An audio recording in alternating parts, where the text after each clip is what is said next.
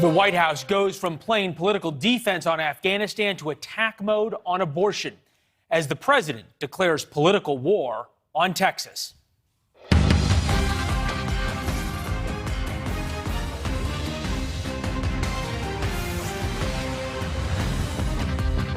I'm Leland Vittert. Good evening. Once again, we are leading with a law all but banning abortions in Texas.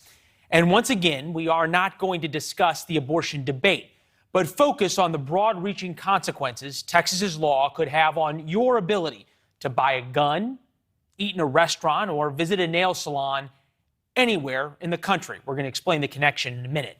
In a statement, the president said, "I'm launching a whole-of-government effort to respond to this decision, specifically to looking to HHS and DOJ to see what steps the federal government can take to insulate those in Texas from this law and ensure access to safe and legal abortions as protected by Roe," referring to Roe v. Wade. First, we need to explain how this law is different than any abortion legislation since Roe. It all goes down to how the law is written, because it goes around the traditional mechanism that abortion rights advocates use to challenge state laws. Here it is. Rather than restricting abortion from the state, it hands that power to private citizens, allowing them, private citizens, any private citizen, to sue any abortion clinic, provider, or insurance carrier that participates in an abortion after 6 weeks, with a minimum civil damage of $10,000. The Washington Post reports this effectively stops 85% of abortions in Texas. We have this covered from three angles. Former Obama White House official Johanna Mosca on how this affects Democratic politics, Bob Cusack, editor-in-chief of The Hill, on how the White House will use the federal government, and Josh Blackman, law professor from the University of South Texas, on how this law could be weaponized by blue states to, example, ban gun sales. Appreciate you all being here. Johanna, we start with you. All right, so does the Biden administration just get to investigate any red state whose law it doesn't like? No, I don't think you're going to see that. I think what you're going to see is, look, this is personal. This is people's most important decision that is what we're seeing right here. Make.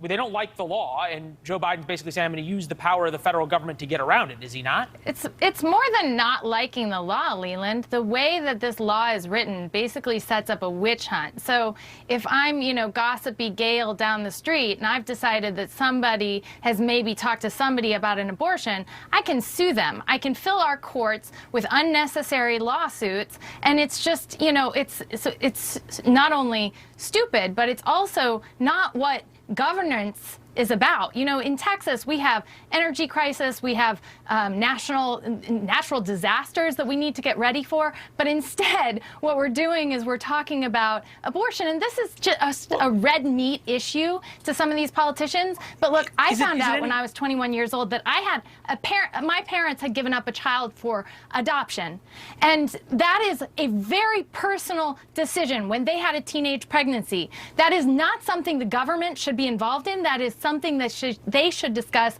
with their parents, with their faith leaders, Johanna, and we said certainly not in a lawsuit. Yeah. Well, Johanna, we said we weren't going to get into the abortion debate, which is where this is headed. Try to stay on the law. Bob, it brings up so much, though, of the corporate activism side now of politics, especially about real personal politics and these cultural issues. Match.com, the dating site, and you can imagine that they're not going to be the last ones, have said that they are going to pay for Texas employees who seek out-of-state abortions. And there's obviously this thought that companies across Texas, especially those in Austin, the tech sector, are really going to get upset about this. Here's how Greg Abbott responded. Take a listen. Regardless of some hand-wringing by some publications, the people who are not wringing their hands are the people who create jobs, that run businesses, that care about their daily lives. And people are choosing Texas over any other state, and part of that is because of our low regulations, our no income tax. In fact, we constitutionally banned an income tax in the state of Texas. So is the Texas abortion law the next Georgia voting law, Bob, of corporate virtue signaling?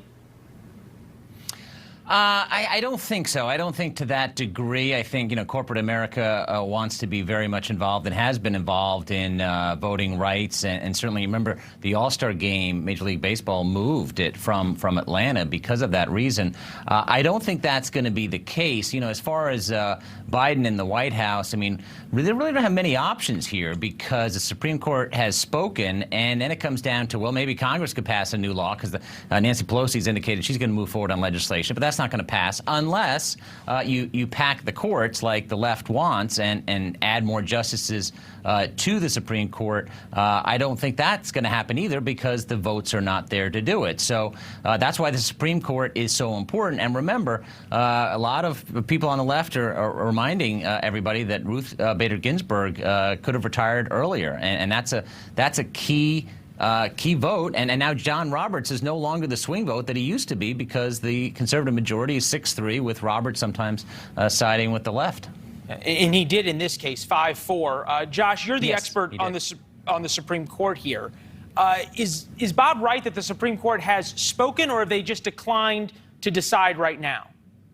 I think they're taking it with caution. The 5 justices in the majority simply said, this case is not ready for us to review, come back later. So I don't think the court has spoken quite yet, but this term the court will consider whether to overrule Roe v. Wade in its entirety. So this is a huge year for abortion cases at the court.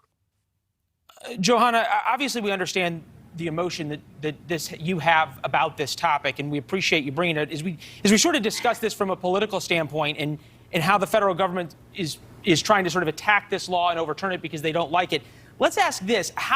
We've seen the White House now step up about this in a pretty unusual way. Nancy Pelosi saying she's going to start talking about this. Is this what Democrats need to capture the kind of emotion that you've showed on this and turn things around for the Biden administration after a rough month? Leland, with all due respect, to brush it off, to brush childbirth, the most important thing that you ever do in your life, off as an emotional thing, or maybe some of us have emotions about it, is the kind of dismissive thing that I think we're actually above. This is crucial to a lot of people. They don't want the government involved in this. And if you look at the stats are actually on the Democrat side on this. They're not trying to brush anything aside. They didn't want this law. Texas passed this law. Texas forced our hands. Texas has now put in place a law that basically bans Roe v. Wade. It has overturned abortion, and people who are young, who want to have abortion rights preserved, are going to need to get to the polls. And so, the whole voting rights debate, which we should definitely talk about, they'll put in place a lot of barriers, but this is something that people care about. And so, as much as Texas wanted to throw out red meat to the Republican side, I'm afraid they've got a lot of people who are going to be pretty upset about this. Josh, you not only study law, but you study politics in Texas. Is there a backlash among Texas Democrats that this has galvanized in the way Johanna speaks? There very well may be a backlash. I mean, the election's about a year away for the midterms, and then the state legislature as well. But I think in the interim, the politics are such that this law will remain in place. I think Planned Parenthood and other groups will have to figure out what they're going to do, because I don't see this law being stopped by the courts. Yeah, and that, Bob, then would bring it back to an election issue. We hear so much from the White House on this right now. Is this where they're trying to pivot? Do they see this as an opening for the next couple of months to change the conversation?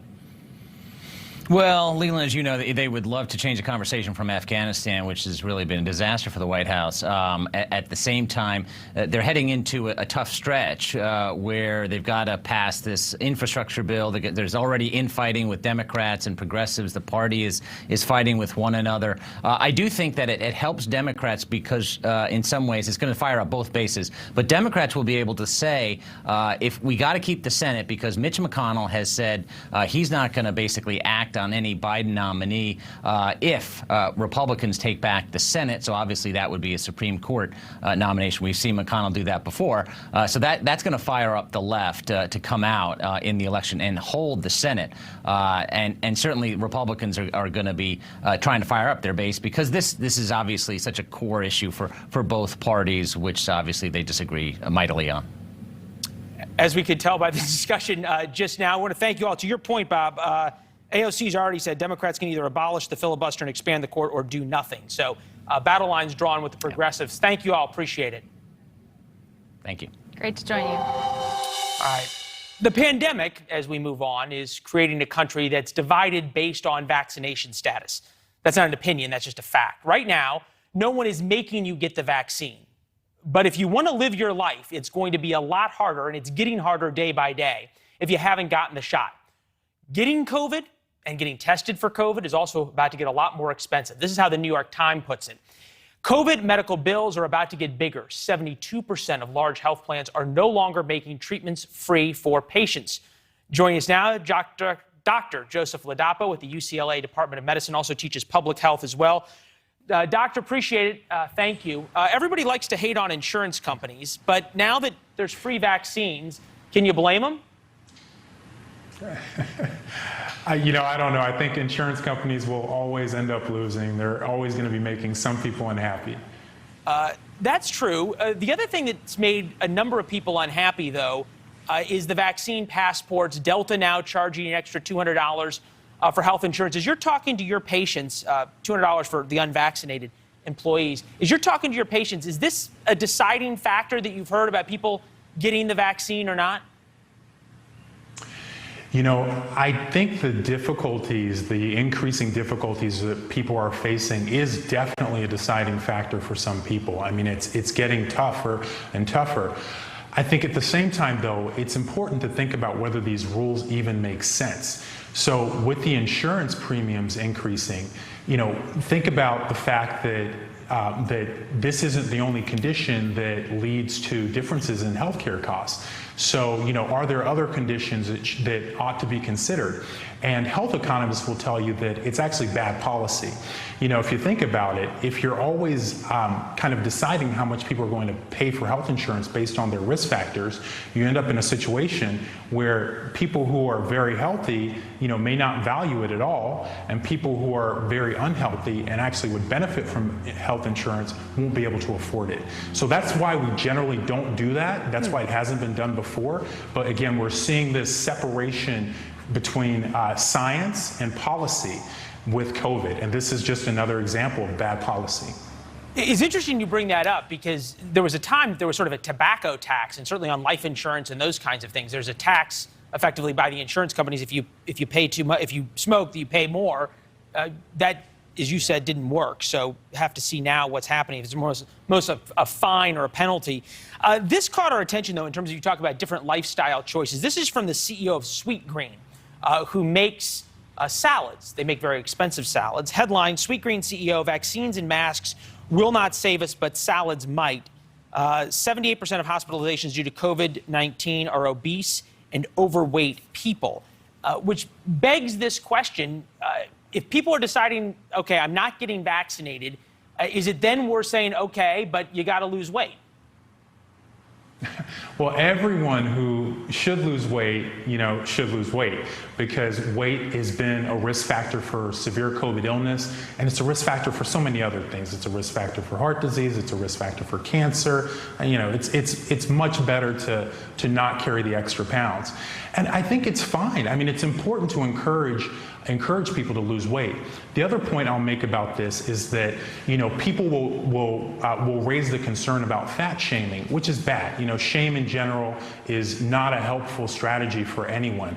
But these are the same people that are out doing mask shaming or vaccine shaming, or as we saw last year, social distance shaming. So that should be a clear indicator to Americans that it's just politics. Yeah, well, bullies will be bullies no matter what, as it goes out. Dr. Ladapo, always appreciate you being with us. Thank you very much. Good to see you. Thanks. And enjoy the Labor Day weekend if we don't talk before. The Taliban has been flaunting its newfound weaponry we left in Afghanistan. And guess who else got some of the payload? Here's a hint. They are the bad guys. Maybe even worse than the Taliban. Plus, our favorite story of the day, the federal government is solving our greatest problem, figuring out why the McFlurry machine is broken. We're going to take a look at this colossal waste of taxpayer money and Democrats railing against global warming. But fun fact, the U.S. is not even close to being one of the top climate change culprits. We'll tell you which countries are to blame.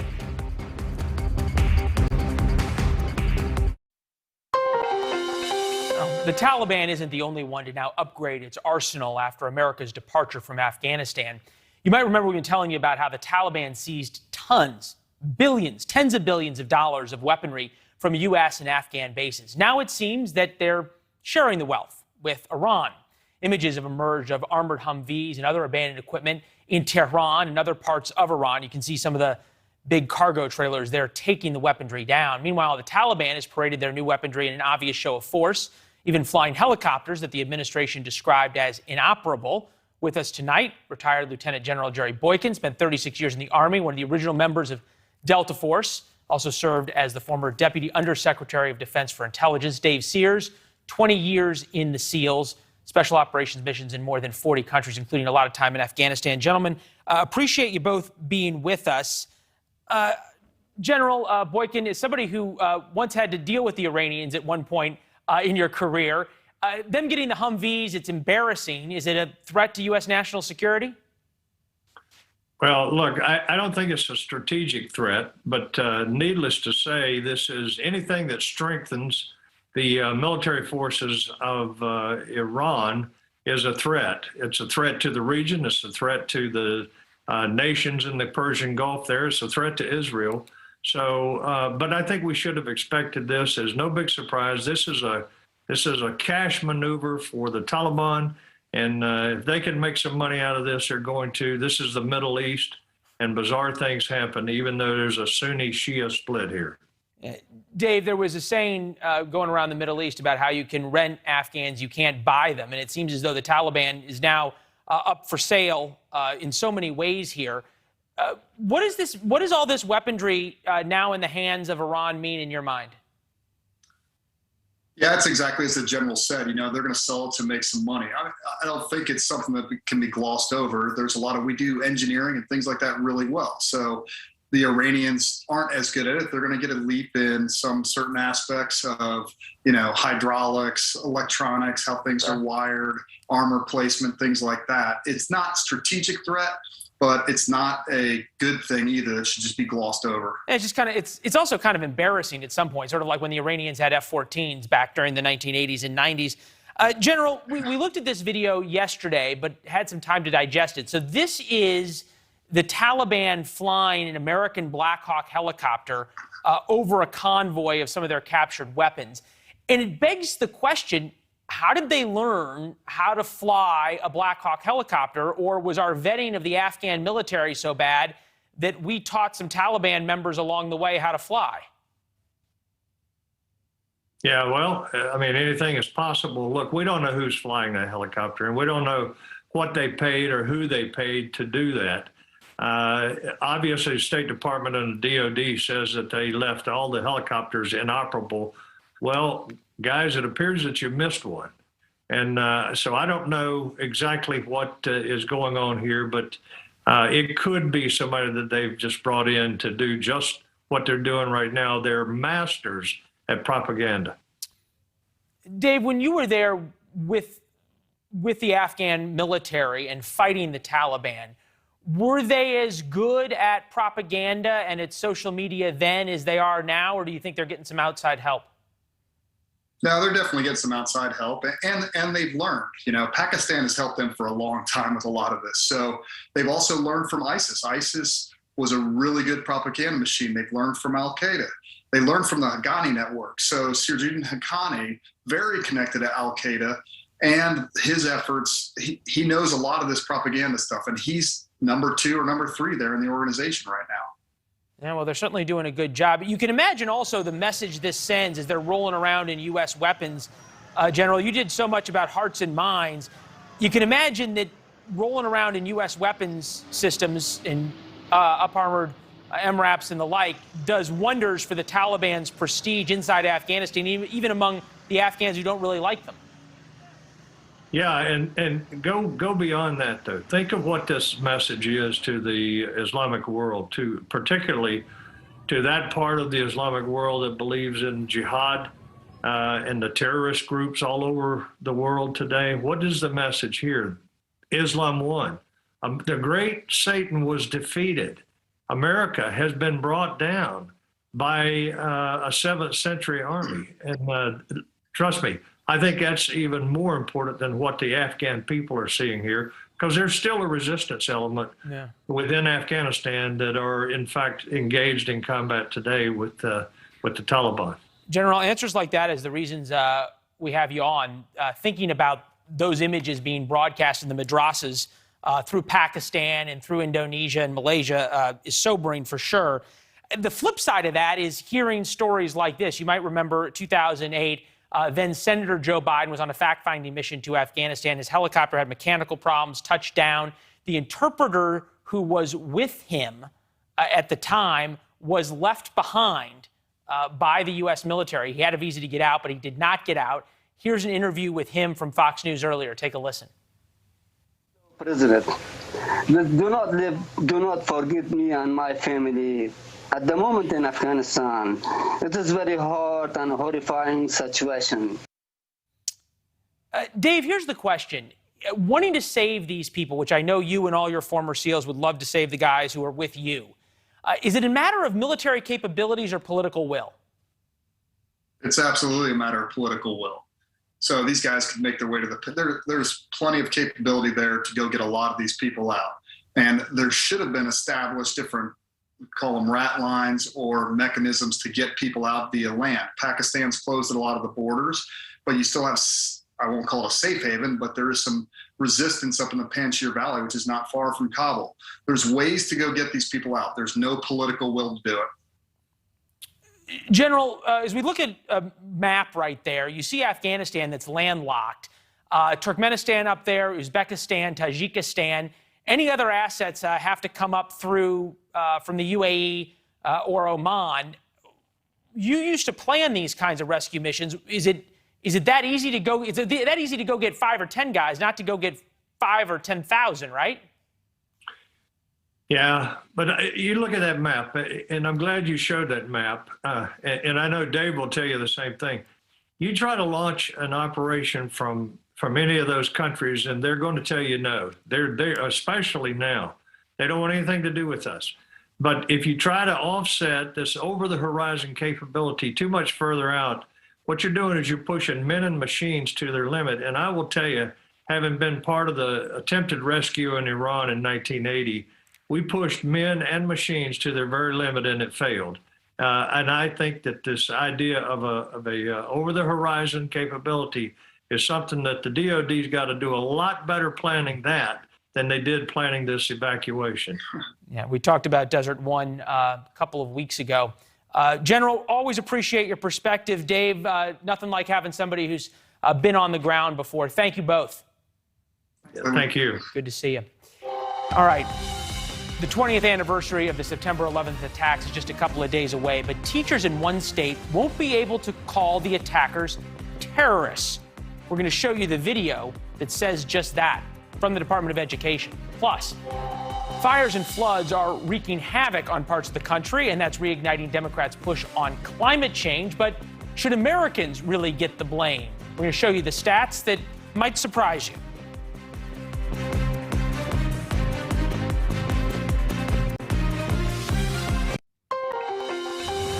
Incredible images are coming to us as at least 44 people are dead from New York to Maryland because remnants of Hurricane Ida battered the Northeast. There's a trail of destruction after that monster storm. Mass flooding took over some of those populated areas of the country. This is drone video of a baseball stadium in New Jersey.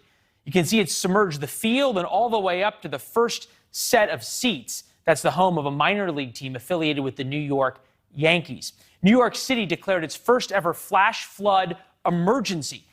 Just check out these images. Imagine being in the subway. Heart-stopping images of water pouring into a subway station as the nation's largest public transit system was brought to a standstill. There's reports of people being stuck on trains for 10 hours.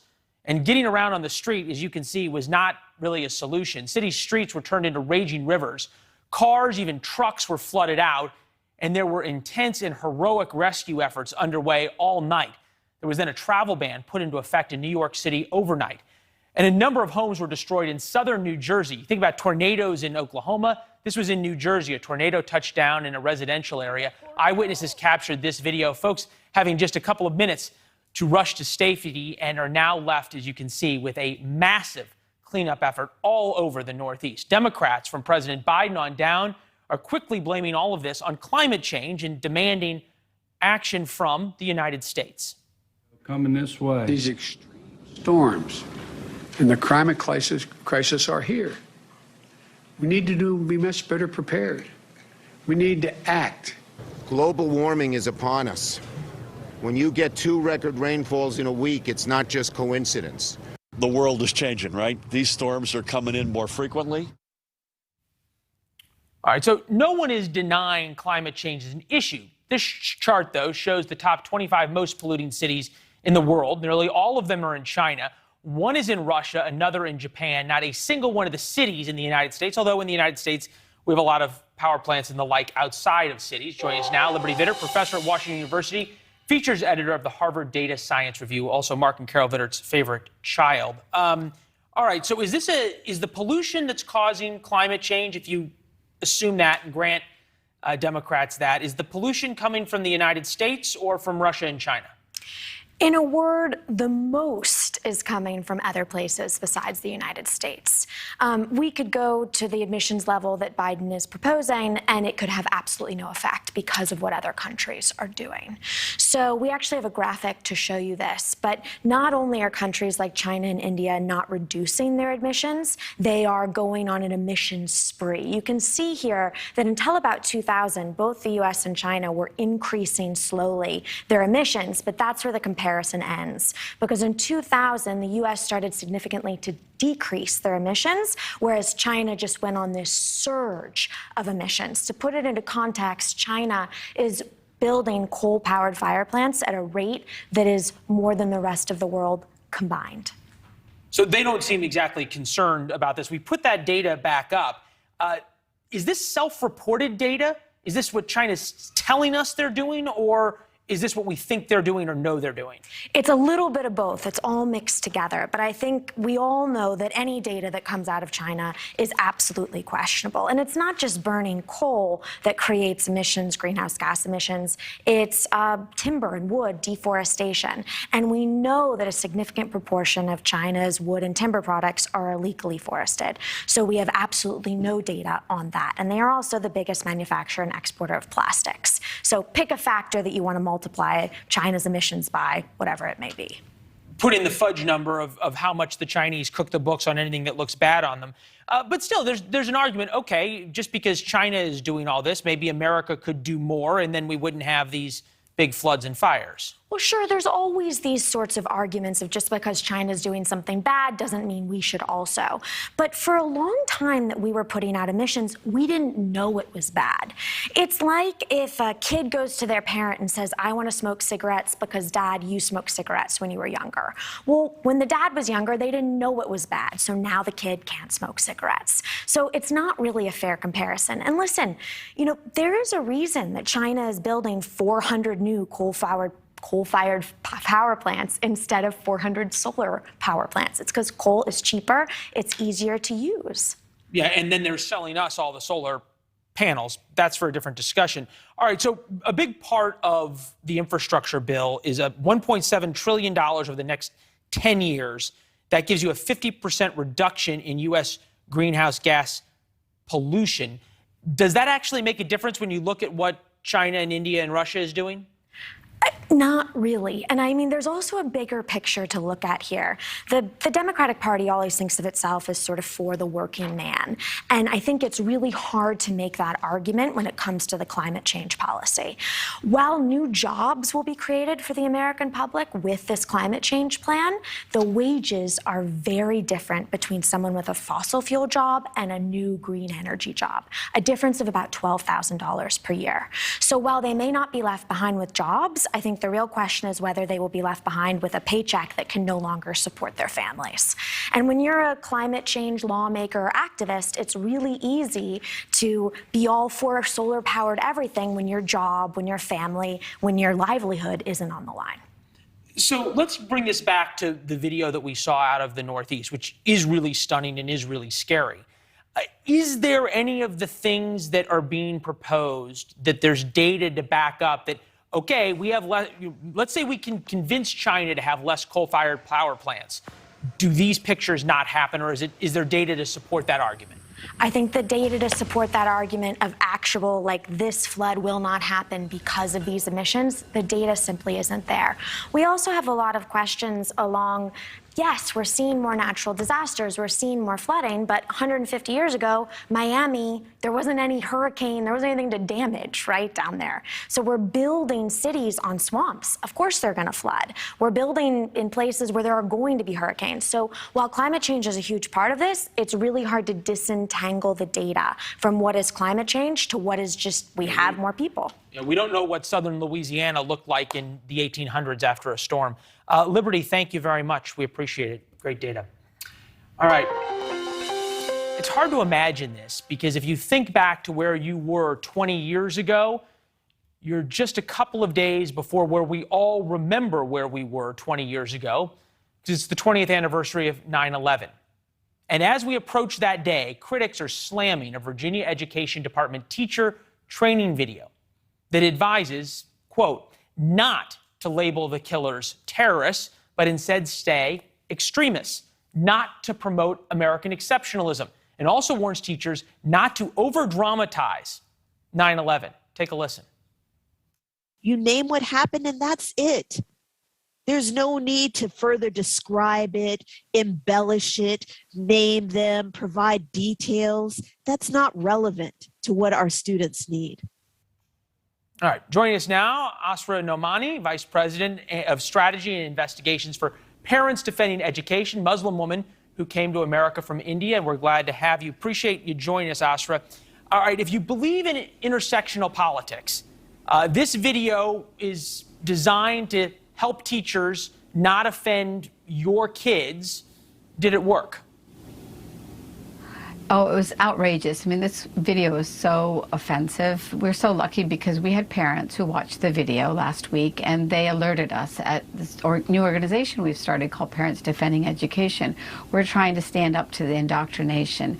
And Leland, as you mentioned, I am Muslim and I'm a member of the Muslim Reform Movement. We challenge Islamic extremism. We advocate for women's rights. And those guests that you just had identified clearly that for the last 20 years and before, we faced a real threat of Islamic extremism, and we have to name it. This instructor, unfortunately, she's part of this network that has embedded itself in American politics, in the left, unfortunately, putting forward the idea that we have to have these apologetics. We have to sanitize the truth. And so I call this woke washing because they want to rewrite history so that they can look good. But unfortunately, the children lose, right? Educators lose. And this is exactly the opposite of what we need. Right now, we need truth and healing. Asra, as you watched this video and went through it, we weren't able to watch the whole 2 hours all today, but I know you and your folks have gone through it. Was there a nod to the need to stamp out the extremist parts of the Muslim religion and a nod to your reform movement and why it exists? No, absolutely not. What has happened in the very beginning is she put forward this caveat that said, let's be clear what we will not discuss. And she said, we will not discuss, and she explicitly said, Muslim responsibility for the 9/11 attacks. And that is the exact opposite of what we should teach children. I think I heard a pretty similar soundbite from the Taliban, didn't I, a couple of days ago? Exactly. And so what do we have is this spectrum of people who just want to make excuses. And so these are the people who don't want to stamp out the extremism. They want to just make Islam look good. But we always argue, you will always honor the religion more if you eliminate the extremists. And that is exactly what we have to put forward as a message to children, right, in all communities. So, Asra, that if you see bullying, extremism, you get rid of it. You sound so reasonable talking about this. Why don't you think your message is being taught? And this woman, I think she was a professor at one of the universities in D.C., her message is being taught. Have you gone to the Department of Education and asked for your own video?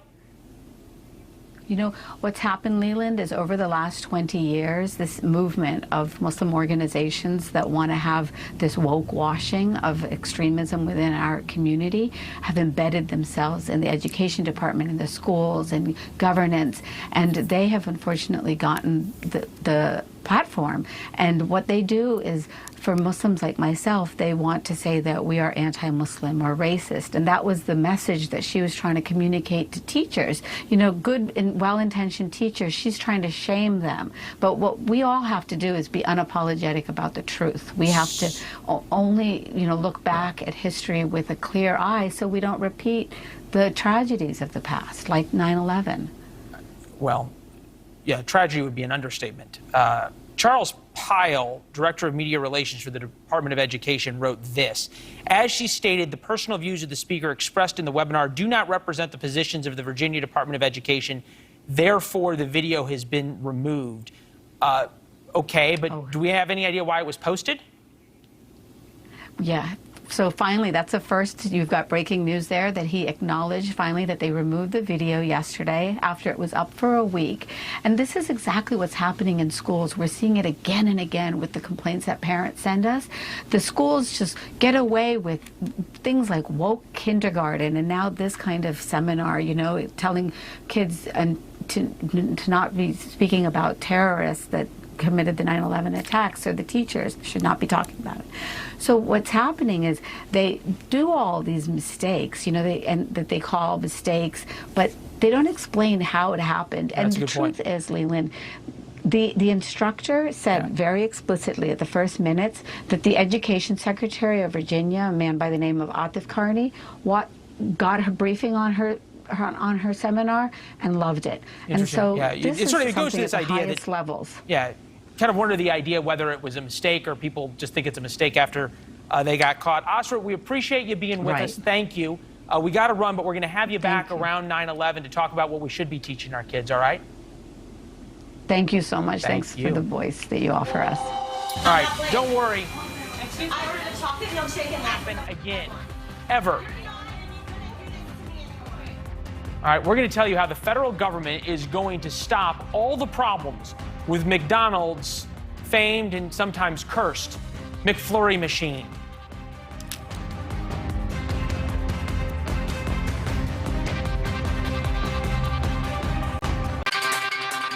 This is not a home improvement show, but at times we feel the need to provide you warning of coming trends that you need to know about. Have you ever heard of army worms? Well, no, we hadn't either. But like murder hornets, they are just another gift of 2021 and evidently destroying lawns across America's southeast. Here are some before and after pictures from Lexington, Kentucky. Evidently, they can munch their way through a lawn in about 48 hours. Pretty impressive when you see them up close. More impressive when you consider the size of the little critters. Dare I say, never judge a worm by its size. One scary thought, though, for all of us golfers. If they can do that to a lawn, just imagine what they could do to a fairway. That's all for us tonight. Prime's next.